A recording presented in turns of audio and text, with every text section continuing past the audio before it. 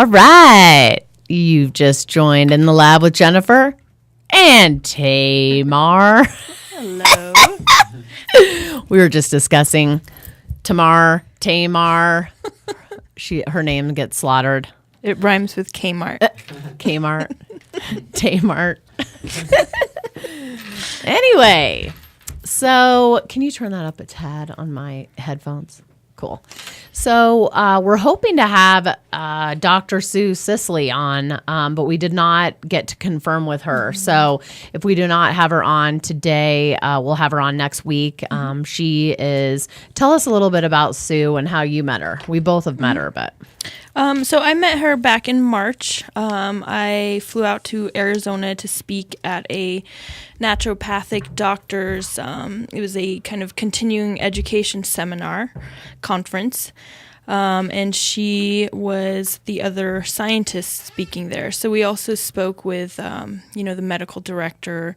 They talked about insurance and, patient files. I talked about the potential for natural phytocannabinoids as medicine. Went through all the... I basically gave a pharmaceutical lecture. So it goes through all the contraindications, use, medicine delivery system. So she spoke after me, and she was talking about her PTSD study. With veterans. And specifically, and I'm specifying this for a reason, she uses cannabis. She uses joints specifically that are dosed as 0 up to, and if I'm wrong, I'm sorry, I think her highest was around 12% THC. And so her study... Joints, you mean rolled up joints. Right. Mm-hmm. Okay. And the reason I'm specifying that is in response to that article you sent me about how chronic cannabis use causes neural inflammation that can lead to coordination deficits and learning deficits. I forgot I sent that to you. So that was last week. So Yeah. my dad sent me an article. Now, listen, my dad's pro-cannabis and it helps his feet like immensely. But so I emailed that to you. So we can talk about that article. But so she does studies with joints only up to 12% THC. Right. And hopefully she can explain it a bit better than myself. But she has I believe it's an in-home testing environment too. Okay. Because if you're talking about veterans with PTSD, who are already highly anxious, and you're putting them in a clinical setting, say, they have to live at the hospital for a few weeks, it's going to change how the body intakes and how cannabis affects your perception of your high. So she recognized that being in the care of someone you care about. So there is I forget what she calls it, but there is one person that's, a comfort figure for the person, the veteran who is undergoing the test. Interesting. And so they're able to give a secondary feedback as well, because you're getting one from the patient and the person that's kind of overseeing it that you're comfortable with, a family member most likely. Now, one thing I thought about is that usually, and correct me if I'm wrong, that the THC is related to the paranoia. Yes. Correct? Mm-hmm. And so one of the biggest issues I see is dronabinol, marinol, synthetic THC is not the same thing as as phyto, so the actual natural plant-based tetrahydrocannabinol. Okay. Not the same thing. Right. But yes, THC, even the natural THC, when it's extracted and isolated, that is what increases paranoia, anxiety, Heartbeat, all that kind of stuff. But in acute users. Okay. So I guess that's another issue. What is the definition of chronic? The study that you sent me, they were using mice, and chronic was 6 days. When I first started smoking, after the 6th day, I was still an acute user, a naive user, still getting those side effects of, I had extreme anxiety. Like, I thought everyone was looking at me and knew I was Sure. high, you know, so. Sure.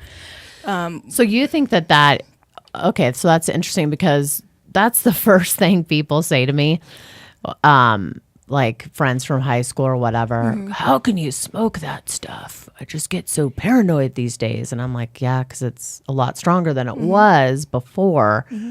And you're right. Since I've been, if I do smoke more, I really don't get the paranoia that I used to. But and I think it's also, like you said, when it's such a high level of THC with no other, no substantial ratio between THC and something else. Because that's what I was concerned with PTSD would have been, just that factor. And then obviously you can, do a higher ratio with CBD in there. Right. And as far as the strain she's using, I can definitely ask her, because the percentages are set for THC, but I'm not sure if she's using, as you were suggesting, any ratio of CBD. And you brought up an interesting point too, because humans have really affected cannabis genetics. I mean, it's just known. With the strains that we see in Colorado, or that I should say we used to see a while back, they were all THC. So pulling up, our Dixie's trim test with Can Labs, all of them were 0 CBD. So very, very high THC, as you're saying, very, very psychoactive without that synergistic, protection or balance of CBD and THC. Right.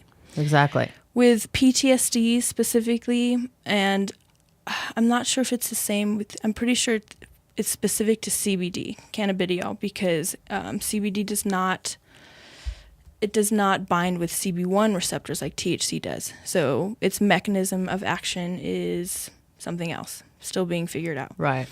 But one of the most amazing things about CBD and PTSD is called fear extinction.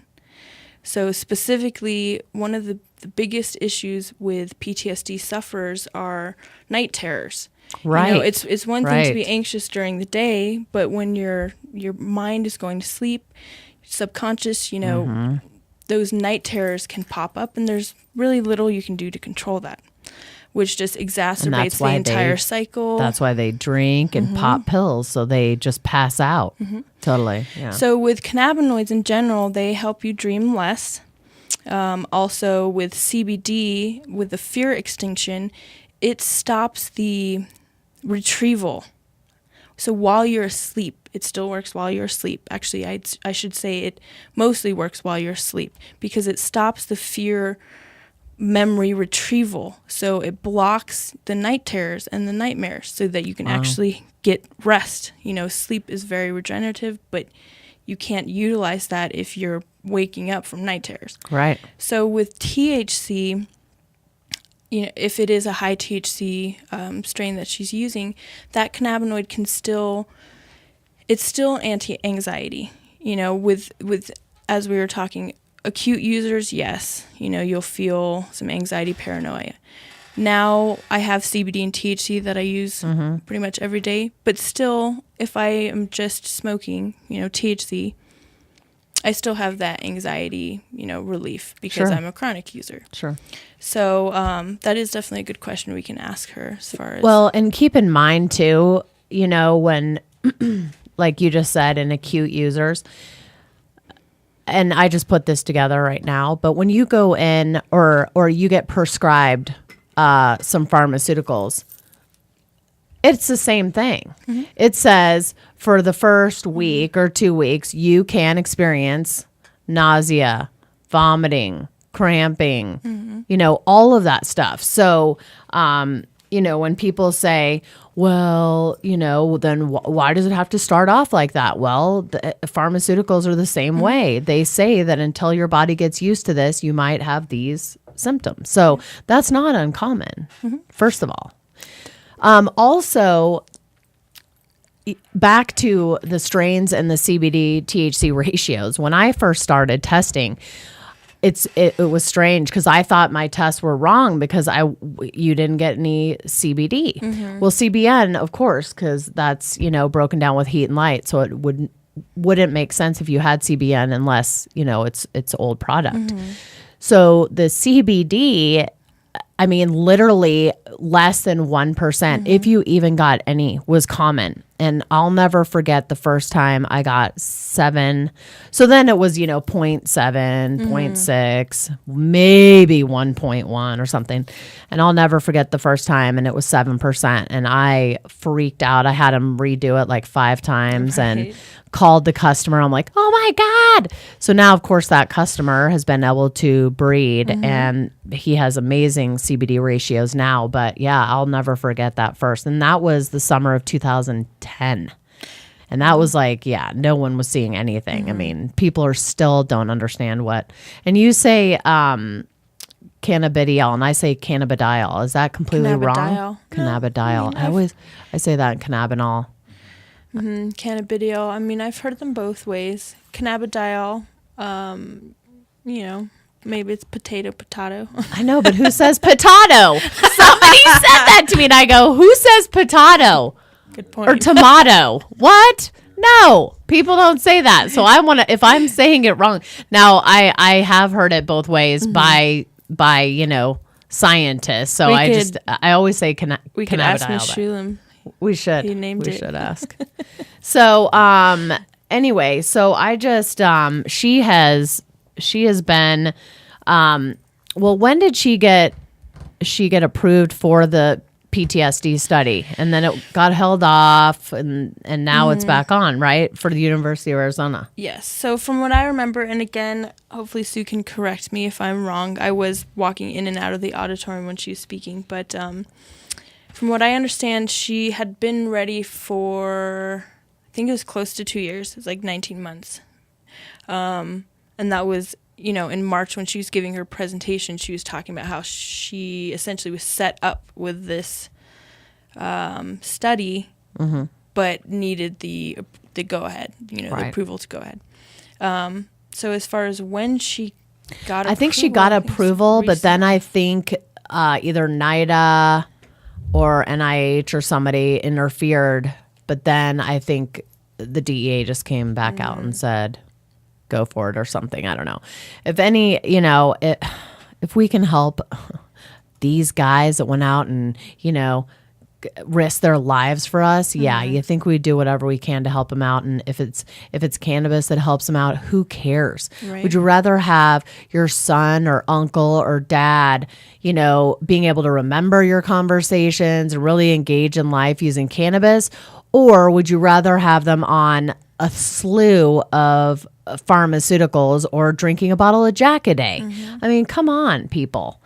And both of the latter options, we should point out, permanently change your biochemistry, your neural pathways, etc. Cannabis, because of the nature of phytocannabinoids and working with the endocannabinoid system, it's not only much more natural, but it's much more flexible and variable. For example, I've been smoking for a long time. If I were to stop smoking, I would be okay. It didn't change your body. Right. It's more of a, I don't want to use the word addiction because cannabinoids are changing that language, but it's more of a social, more of a social addiction than an actual biological. Physical addiction. All right, we need to take a break and we'll be right back. Call Cannabis at 1-800-420-5757 for all your insurance needs. Cannabis understands the risks you face each day, and we are there to protect your business and your investment. Since 2010, Cannabis has been serving the cannabis industry nationwide. Call Cannabis at 1-800-420-5757 or visit us on the web at cannabis.com to learn more about our insurance and risk management services. Proud member of the NCIA.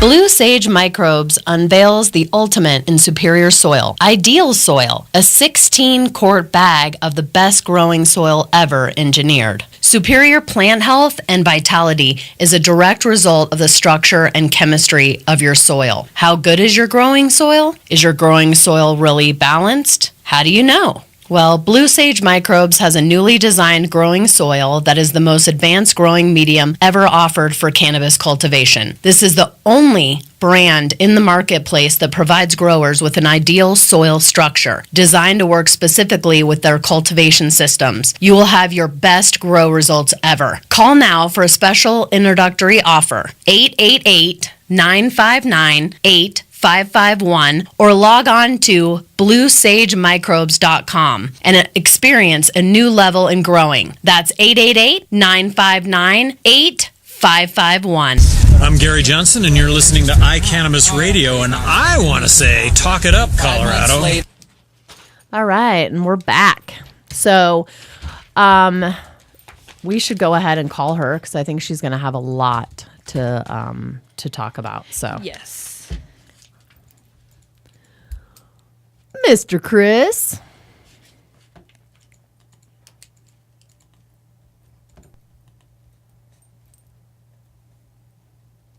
Oh, I was going to breathe. You go ahead and... Hello? Hi, Dr. Sisley. Yeah. Hi, this is Tamar Wise. How are you? Hey, Tamar, are we on the air? Yes, I'm here with Jennifer Murray with Can Labs. Hi. Do you remember? Hi, guys. Thanks for having me. Oh, my God. Thank you so much for being on. Do you remember me? We sat on the panel in Arizona, and you met my dad and my stepmom. Yes, I do remember. Yeah, that was a great panel. That was a great panel. And my dad just wants to, I told him he loves you. And I told him you were going to be on the show. And he said, well, you need to tell her that I want to take her out to lunch. So You got it. Anytime. That sounds good. I'm going to introduce you guys again on email, and you should really meet. He's fascinated by what you were talking about. And of course, he was in the Coast Guard. So he's very interested in the whole, PTSD stuff. Yeah. Oh, that's great. Okay, I'm all over it. Yep. Fantastic. Yeah. So, do you guys, how do you want to do this? Do you want me to just talk about the study, or? I would love for you to give a little bit of background on why and how you became passionate about it, and then just talk about the study and problems you've had and stuff like that. That'd be great. Yeah, you got it. And then it's actually going to be recorded? We're actually live on the air right now. Oh, wow. Just so you know. And we'll be able to send it to you. We're actually on iCannabisRadio.com, and you're on In the Lab with Genifer. Oh, terrific. All right. Well, I'm delighted to be here. So I'll tell you guys about the way I got involved in the study was actually I had been participating in the Prop 203 campaign in terms of trying to the ballot initiative to try to get medical marijuana legalized in Arizona. And I was one of the few doctors who was willing, because I'm libertarian primarily, I was willing to speak very publicly about the need to not just decriminalize medical marijuana, but enable it to be studied in a proper way so that we could understand more about how this plant works. And what I realized was the biggest opponents of Prop 203 were saying that it would be negligent to legalize medical marijuana because there's no data, there's no research. And I could never understand why this research was being blocked. And so when I started getting involved in it, we developed our own study design and submitted it to the FDA so I could see firsthand what type of obstacles existed.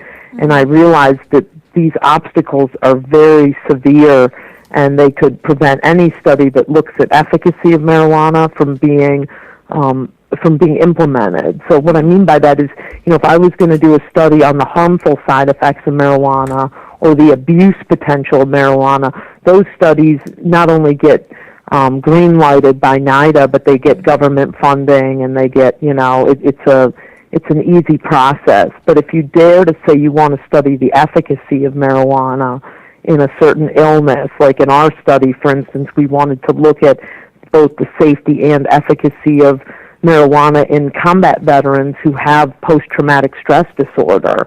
And it seems like a very dire need right now. We've got, the last statistics that have been put out are showing that, 20 vets are dying each day, presumably from PTSD-related sequelae. So, they may have been independently depressed and suicidal, but most of them are related to PTSD. So we felt that this was an urgent need, and we pushed this through. We worked with the FDA hand in hand and managed to persuade the FDA to approve the study back in April of 2011.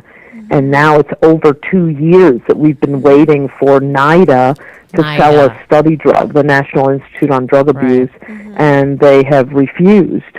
And that's what I mean about, NIDA has a government-enforced monopoly on the legal supply of marijuana for any FDA-approved studies.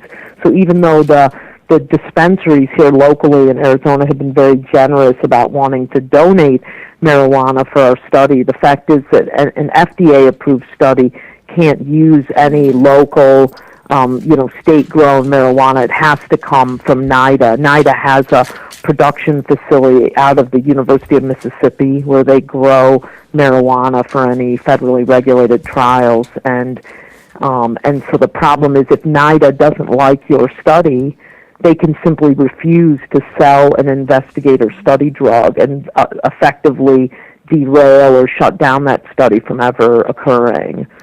So that's what we ran into back when we first got approved by the FDA. We immediately applied to both NIDA and the DEA for consideration, and they sent back a laundry list, really, of concerns that they had, primarily surrounding the fact that this was going to be an outpatient study. They thought that was extremely dangerous, that patients might actually be using marijuana outside of a hospital setting.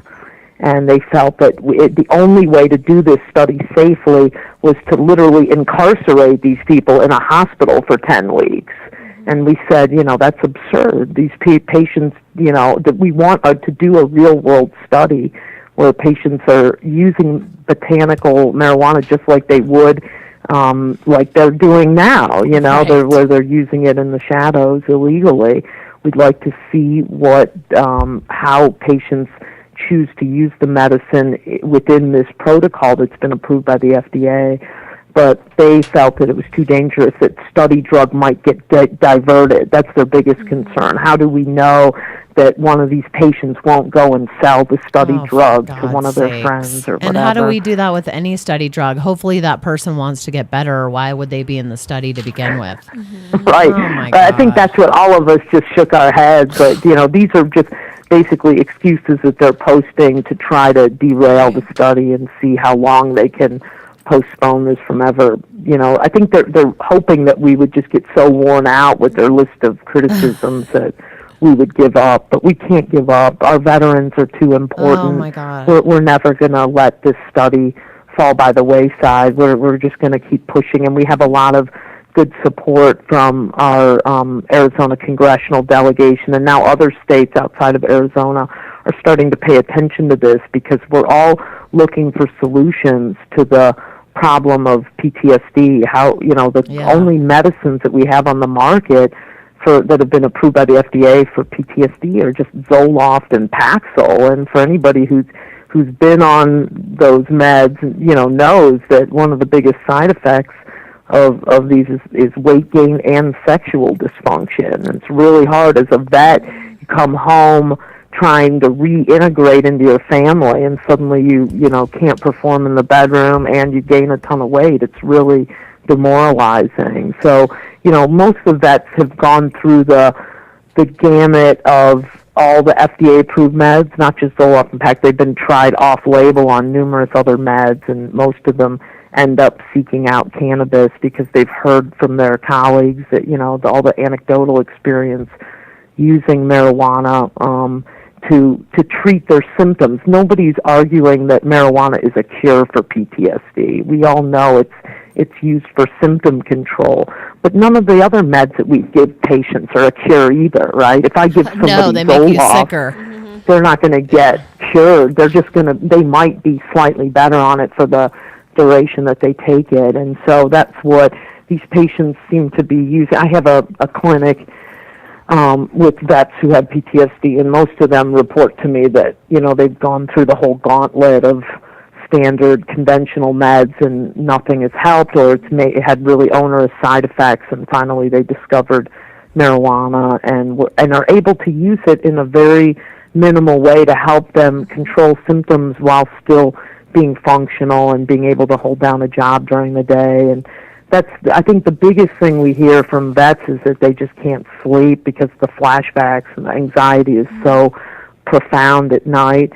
And so marijuana kind of helps them unwind and actually initiate a normal sleep cycle, but still be functional during the day. So it's a tremendous, it's a fascinating plant. I know you guys are so well aware of how, the plant is so complex, and if we could just understand more about how it's absorbed by the human body and what types of delivery methods are most optimal, we would all, the whole society would really benefit from that. But the federal government is determined to try to block, with the DEA deciding that this drug has no medical value, it creates a real quandary, because how does the federal government ever approve a study looking at efficacy of marijuana when they've already decided that marijuana has no medical value? And that's part of the problem that we're running into, is that, that decision about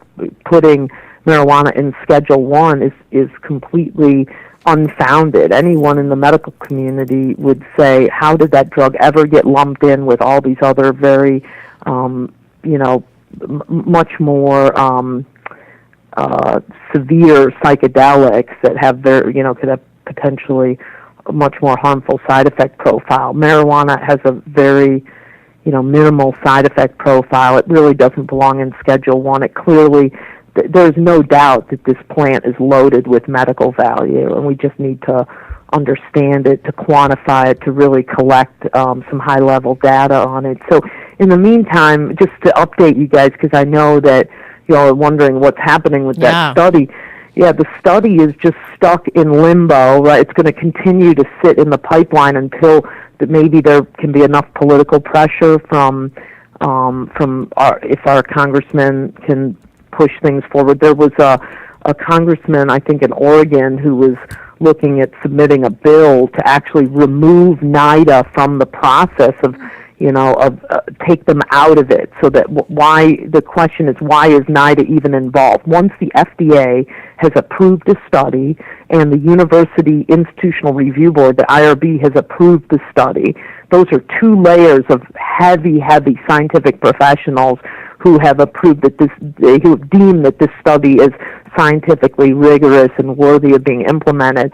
So why is NIDA even involved as a third review? It's unnecessary. So the argument would be, and this is what the bill addresses, is that once the FDA has approved the study, that NIDA would simply sell study drug at cost to investigators anywhere in the country who've achieved that FDA approval. And then, of course, their IRB would have to approve it before they could actually implement it. But we really, the NIDA intervention is clearly redundant, it's unnecessary, and it's just an onerous blockade that is simply stemming the tide of any real high-level research being done. But in the meantime, just so you guys know, what we've decided to do, which is, certainly in the medical world, the gold standard is going to be randomized controlled trials. That's what we all want to do, and that's exactly what this study on the combat veterans with PTSD was going to be, the first randomized controlled trial looking at marijuana in PTSD patients. So it was a really important study, and we still hope to continue pushing that forward. But in the meantime, we have about, 15 dispensaries now in Arizona that are opened and already selling drug to patients. And so what we're going to try to do is start to collect data on those patients. So it would be a purely observational study, but it would be a good start to beginning the argument, and especially if we can collect some data from vets who are using, even though PTSD in Arizona is not yet a qualifying diagnosis for an ID card, but what we suspect is that many of our chronic pain patients may have a secondary diagnosis of PTSD. So that's what we're going to start to uncover and try to see if we can work with vets in our community who may have PTSD and try to understand how they're responding to the different meds that are out there. And that's how I was working with Tamar to try to, her company has been very generous about donating their product to help veterans who are participating in this observational study. So that's going to be extremely valuable because most of the vets are, a lot of our vets are really impoverished, and to even be able to buy this product is going to be challenging for them. So that was really kind of her company to subsidize that. And you know what, we're going to have to take a break, but I'd like to leave our listeners with this thought real quick. And if you can just hang on, Sue or Dr. Sisley, we'll pick it up. But is the problem with insurance and that if they do get benefits, that they'll get dropped for using cannabis, and that just makes me so angry because they risk their lives and then we're standing in the way of them feeling better. So I'll leave that thought and hang on, and we'll be right back. Tired of dispensary hopping? Trying to find quality meds? Look no further and get to know Greenworks. Our shops are stocked with over 20 strains of organically grown meds, including R4, the highest tested CBD strain in Colorado. Yes, we back up our quality with testing. While Greenworks offers only the highest quality meds, we don't believe in high prices, with eighths ranging from $20 to $40 and ounces capped at $175. With 2 centers in Denver and 1 in Glenwood Springs, we're likely closer than you think. Call 303-647-5210 to find the location nearest you. Cannapunch is a delicious and effective medical marijuana beverage proudly made right here in Colorado. Each bottle is freshly infused with 100% pure flower extract from the highest grade marijuana plants available today. Using proprietary extraction methods, every bottle of Cannapunch is consistently and reliably infused with an exact milligram dosage that you can count on to relieve your symptoms each and every time. Cannapunch is delicious. There's never any medicine-y taste. We use only 100% cannabis flowers. No trim or byproducts are ever used in Cannapunch. It does not require refrigeration and comes in convenient, resealable multi-dose bottles from 60 milligrams to 200 milligrams. We have drinks with dosage that works best for you. Cannapunch is available in a variety of delicious flavors like black cherry, watermelon, pineapple mango, and blue raspberry. And we now have strain-specific beverages available just for you. Cannapunch is delicious, convenient, consistent, and effective. Give it a try and experience the Cannapunch difference. Green Faith Ministry is for spiritual guidance, MMJ information, and networking combined with compassionate care on the way to enlightenment with all Green Faith sacraments. Green Faith provides charity assistance, including medical and food throughout the year. Contact them at greenfaithministry.com. All right. Dr. Sisley, you still there? Yeah, I sure am. Okay, great. So before you continue, I did want to say one thing. I totally didn't even think about the sexual side effects, and they are rampant in antidepressants.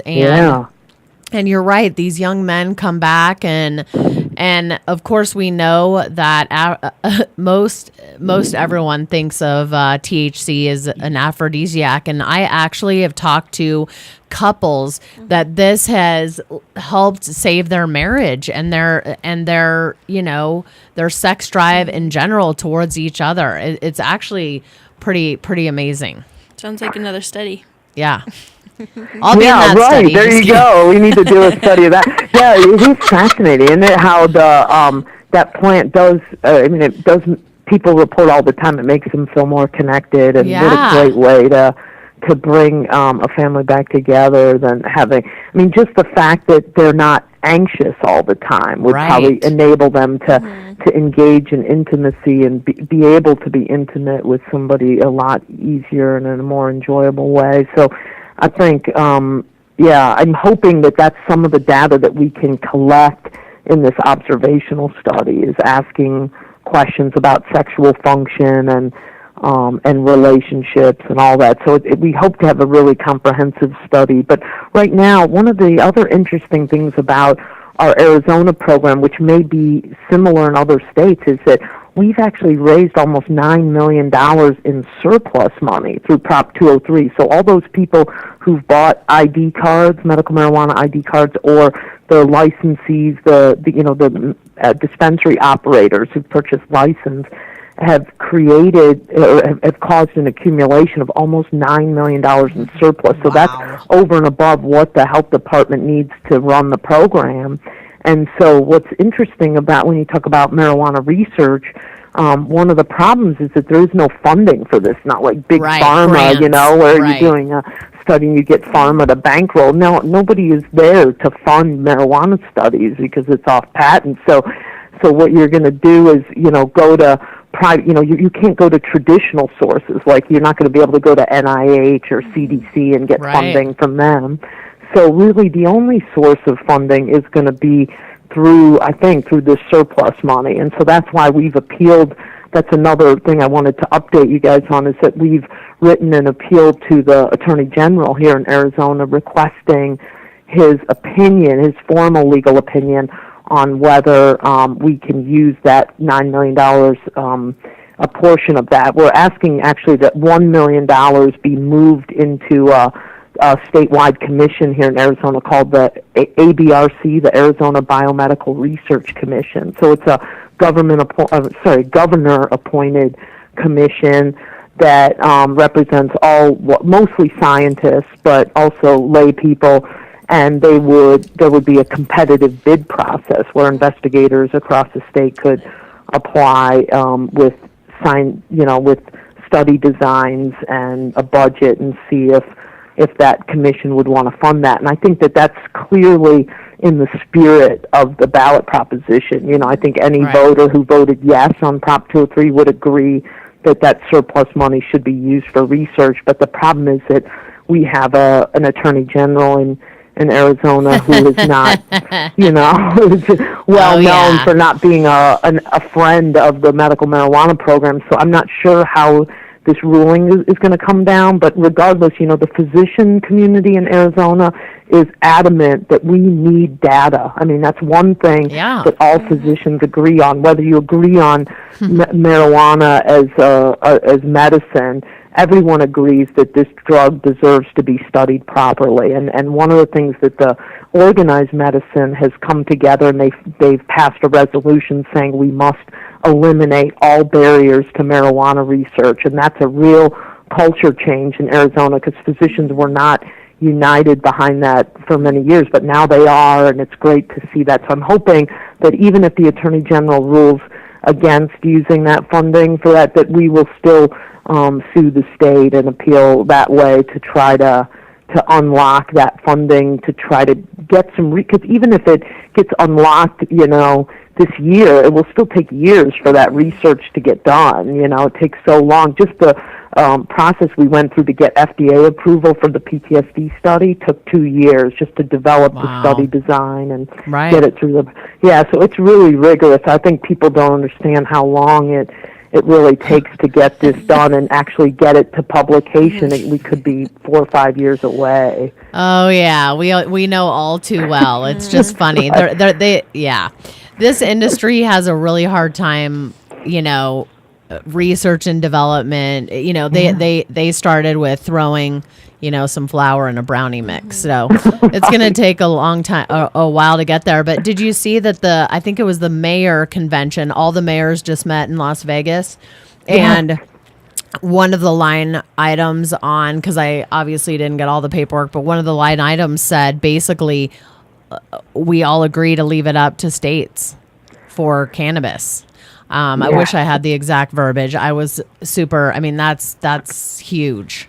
Yes, that was so thrilling to see everybody come together like that. I think, we're seeing a huge, just a wave of momentum here, which is a good sign. It's still, it's not helping move any of the research forward yet, but I'm starting to sense, I don't know if you guys heard about that PAC we created, but we created a political action committee called Americans for Scientific Freedom, and that's the actual website, AmericansForScientificFreedom.com, where that is a PAC that is squarely focused on eliminating barriers to marijuana research, and they've done a tremendous amount of lobbying and building relationships with elected officials to try to get some public policy move forward, because we realize that if we don't play the political game, we're not going to ever be able to affect change in this system. For and sure. So we've been finally trying to make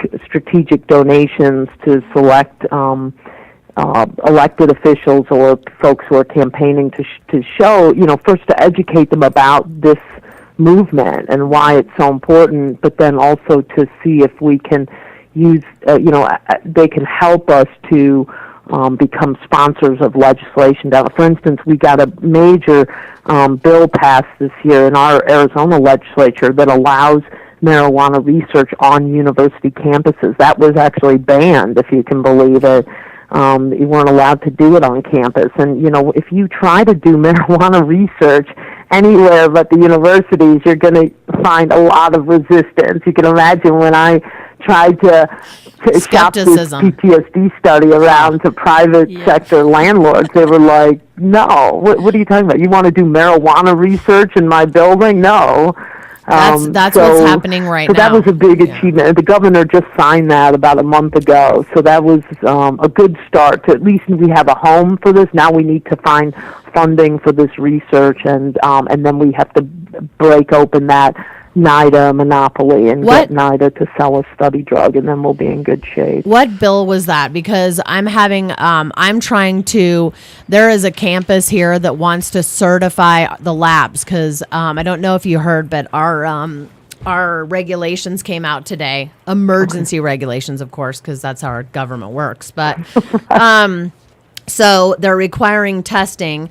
They're leaving it up to the Colorado Department of Health to put the parameters around there. But, the Colorado Department of Health doesn't want to dip their toe in the pool because they're afraid of federal retaliation with funds. So this campus, and I won't mention it because who knows, but they want to certify labs. So when I go in and I apply for a lab license, that they'll be able to certify my lab, because if not, it's not going to mean much. And I have been trying to get them together with CDPHE and the Medical Marijuana Enforcement Division, and it's just been a big pain. So if we could pass a bill like that, and the university would feel safe.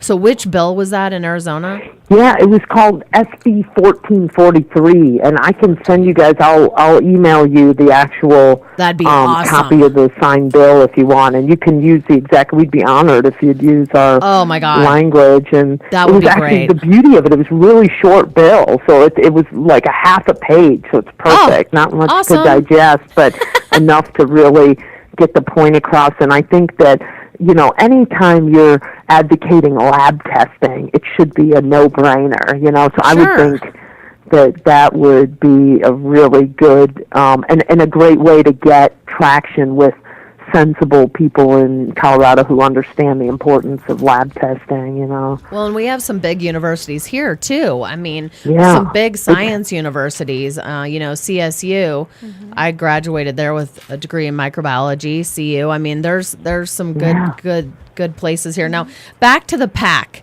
So for people who don't understand what a PAC is, can you just explain that to them? So AmericansForScientificFreedom.com, you can go and donate. This is very important. Just go over the PAC with us a little bit. Yeah, sure. So Political Action Committee is kind of an independent tax status. We're an independent. We're not associated with any nonprofit or anything. We just function as basically an advocacy group. We've identified the mission as eliminating barriers to marijuana research, and we have a board that meets several times a year to decide who are the elected officials on the state level and the federal level. So we have both a state PAC and a federal PAC, and they file separately, and they have separate boards. And basically what they do is they will determine who are the allies in this movement, who has been good. And we actually do that by creating a report card on these elected officials where we decide, who's been helpful to eliminating barriers to marijuana research and who's been hurtful. And then we try to give money to folks who've been supportive in the past or who who are pledging to be supportive down the road. But we also may use that money in the future to diminish folks who have proven to be enemies of this movement. Yes. So that's Yes. very important too, obviously, when you're in this realm. As much as we hate to focus on that side of it, You kind of have important. to. I mean, look at We would be negligent if we didn't acknowledge that we have enemies in this process. Oh, yeah. Well, I'm thinking of, and we have to go to a break, but I'm thinking right off the top of my head that just came out again, heavy against the gay marriage rights is Chick-fil-A. Like, I don't eat meat, but if I did, I would never go to Chick-fil-A again because of how hard they're coming out against this. And I'm like, you've got to be joking. So, yeah, I would spend money to go against your enemies. I mean, you kind of got to. Yeah, you can't ignore them because otherwise they'll rear up and, so that's a good point. Yeah, so we'll talk more about that. Okay, yeah. So give us a sec, and we'll be back once we hear from our sponsors. Thanks. Okay, thank you, guys. Independent Records and Videos has been your locally owned and operated choice for music, movies, and lifestyle accessories since 1978. Independent Records and Videos has 7 locations from Denver to Colorado Springs to Pueblo to serve your entertainment needs. Whether it's vinyl, CDs, DVDs, books, smoking accessories, or hundreds of other fun and fanciful items, Independent is ready and waiting to make your dreams come true. We are always buying, selling, and trading vinyl, CDs, books, and DVDs, so sell yours and buy ours. Independent Records and Videos, your entertainment headquarters. Check us out at beindependent.com or on Facebook. This segment was brought to you by The Farm, a medical marijuana care center located at 2801 Iris Street in Boulder. The Farm carries premium, cannabis, edibles, and Hummingbird brand products. Visit our new cannabis lifestyle store for your local artesian glass, vaporizers, and hemp clothing. The Farm has been serving Boulder since 2009. Isn't it time you come and see what we have to offer? The National Cannabis Industry Association would like to thank its members who represent the leading professional businesses in America's emerging legal cannabis market. NCIA is the only organization that has unified legitimate cannabis business across the nation to fight for real reform in Washington, D.C. For more information or to make your business a member, visit us online at thecannabisindustry.org. All right. Sue, you there? Doctor? Did we lose her? Dr. Sisley? Oh, I hope she didn't think we were leaving. Do you want to call her again? Yeah, it says it's still on. I'll call her back. Oh, maybe she's on pause or something. Hello? Well, let's give her a minute. She probably thought it was a longer break. So anyway, the pack, you go on and you can donate. I think it's $50. I think how packs work, or packs and super packs. Hello? Doctor? Something happened. Did I hang up? Call her back. No, it's still going. Still going? Hang up and call again? No. Well, Yeah, let's try that. okay. Yeah, go ahead and do that. Yeah, so Hello? Yeah, sorry, you guys. That's I got cut off there. Can you guys hear me okay? yes, we're perfect now. I didn't think Okay, great. Sorry. No, We'll be back to talking about PACs. Well, yeah. So, is it which one is max $50 donation? Weren't you talking about that, or somebody was telling me? Yeah, actually, what we did was just to make it really simple for everybody. We were asking for just a $10 donation because what happens is the way super PACs are defined is if you get 500 separate donations of $10 a piece, you can become a super PAC. Okay. And that's what we really need in order to be able to give at a level that would actually get on the radar of these elected officials. We need to be a super PAC, and otherwise we're really limited in what we can give, and then we don't even really make it on their radar. So if folks are willing to go on that website and just donate $10, that would be a big gift to us to be able to enable us to reach super super PAC status maybe by the end of this year. We're hoping now that the dispensaries are opening in Arizona that we'll be able to reach out to those new patients and be able to persuade. I don't think we'll have any trouble. There's a lot of patients that are really passionate about this, so I'm hoping that we'll become a super PAC soon. Yeah, well, I need you to send. I would love. I mean, if you had a logo or something, I would definitely put it on Can Labs under partners. People can click on there and donate, and then I would also be willing to put it out in my newsletter also, because this month I'm doing a call out for NCIA members to really pitch in for the banking and the tax issue. And people, I didn't understand the political game either. I mean, it's sad, but once you start realizing it, and everyone can pitch in $10. I mean, I think everyone should pay $100 a month. I mean, Can Labs definitely makes not a lot compared to these big dispensaries and everything. So, pitching in $100 to NCIA to keep, to get banking and going. Because all these people, I mean, how do they think things get done? They don't get done unless people are doing it. And how do you think we got regulation? From all the people that pitched in Colorado, all the big industry groups that collected money. I mean, and lobbied.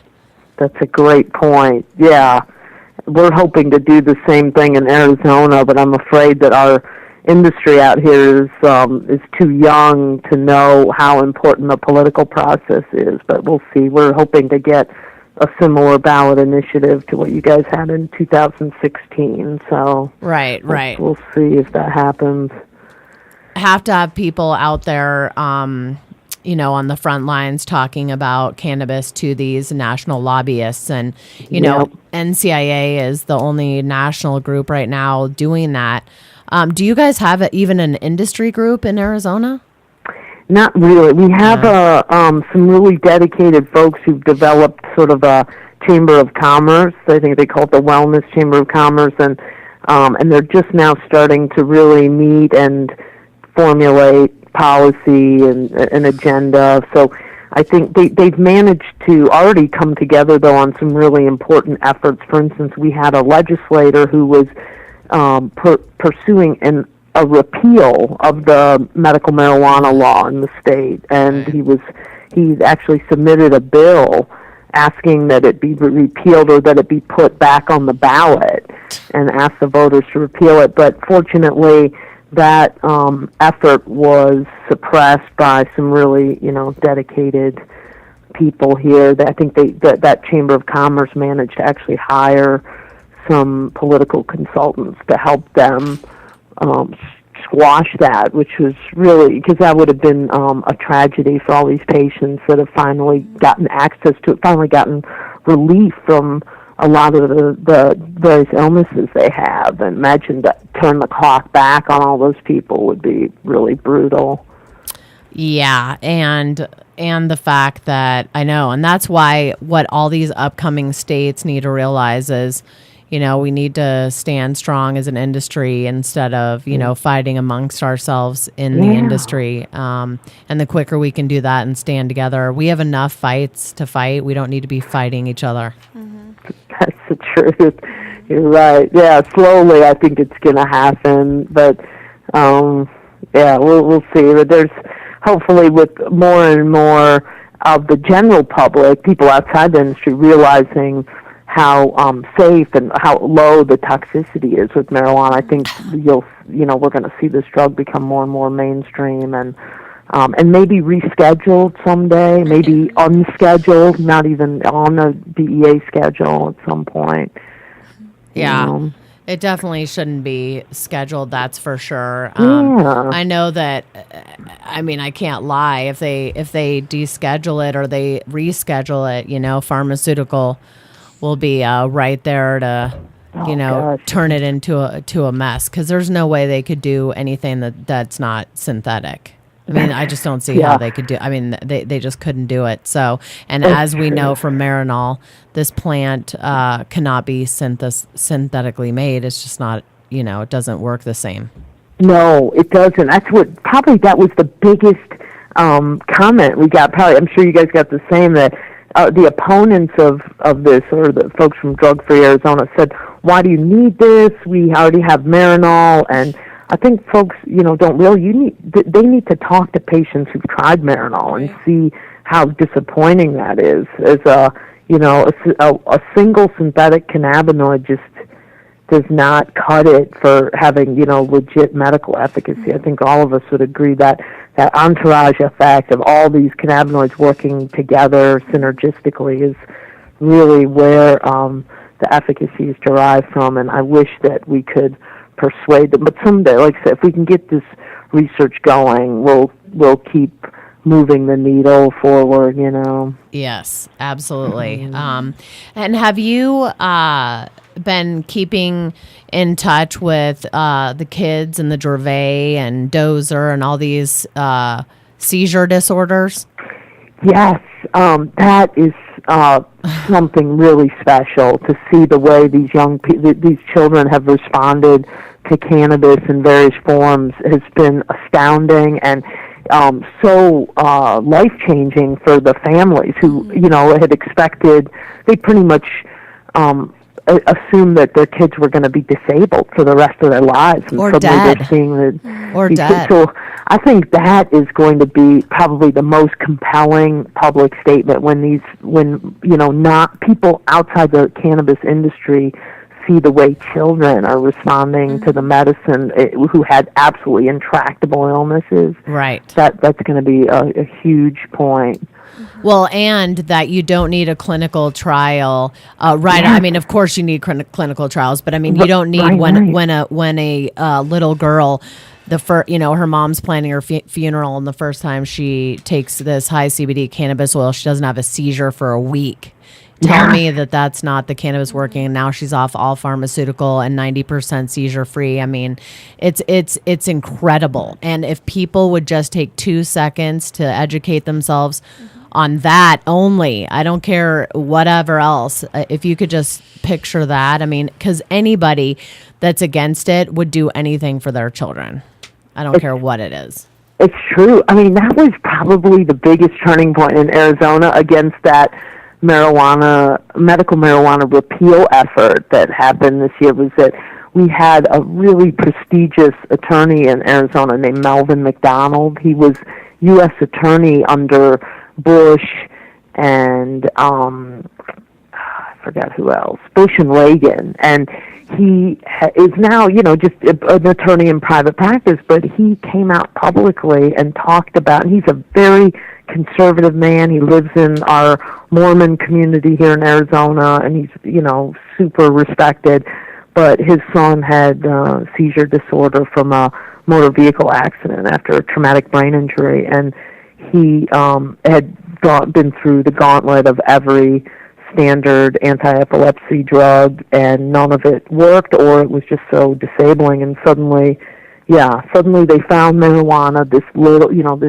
this sweet conservative family discovered that this was the only thing that was going to help their son, and the mother has been, for years now running in the shadows, trying to meet people in dark parking lots, and it was the most awful experience. And finally, they got, we got a program, and they got a card, and they're able to function in a, in at least on the state level, a legal system. And so that was the best thing that could have happened, and it really changed the minds of a lot of people. So you're right. The more stories we get like that, the more we're going to, and there's thousands of them just like that. It's just how do we get people to go on record like that, There are, and there are people moving from all over the world to Colorado to try to get this oil, and really? Oh wow! Oh yeah, like Can Labs tested, and they've done. We now, doctor, we now have 20, 30 to 1 flowers now that people have bred here in Colorado. Yeah. So you can imagine making oil, they're upwards of 70% CBD. It's incredible, the genetics we have here. And, without testing, they wouldn't know any of that. And, I talk to parents all the time, And they are so thankful because without testing, they wouldn't know how much to give. It's all anecdotal anecdotal. Yeah, anecdotal. Yep, you're right. At that point, but we need more. All of us want more studies, though. I mean, when you talk to people, it's like it's not that we don't want to study it. It's just that there's no grants, and it's federally illegal. I mean, that's why. It's not like we're hiding, studies that didn't work under the couch. And all anecdotal, or all should say legitimate studies start first with anecdotal studies. Totally. That's And right. why would you even Yeah. start? Right. But you're right. If we can't move past anecdotal to legitimate research Right. studies, Right. Then that's all we have, and we'll still remain in the caveman days of let's go smoke a joint and makes me feel better. Let's get to here's exactly what you want for each disability is going to be the best. But we have to wrap up now. It's already 4:00. But thank you so much, Dr. Sisley, and we'll be in touch. I'm actually going to reach out to you via email. I have a few questions, and then again, if people want to donate for the PAC, AmericansForScientificFreedom.com, it's $10. Grab your wallets. It's not a lot of money, and it's going to move this industry forward. Without politics, we don't move forward, unfortunately. It's great. Yeah, great way to say it. Thank you guys for having me. And thanks so much, Sue. And if people want to get a hold of you, is there a website or something they could get a hold of you at? Yeah. No, the best is just my email because that goes right to my phone. It's just SueSisley@AOL.com. So SueSisley, all one word, at AOL.com.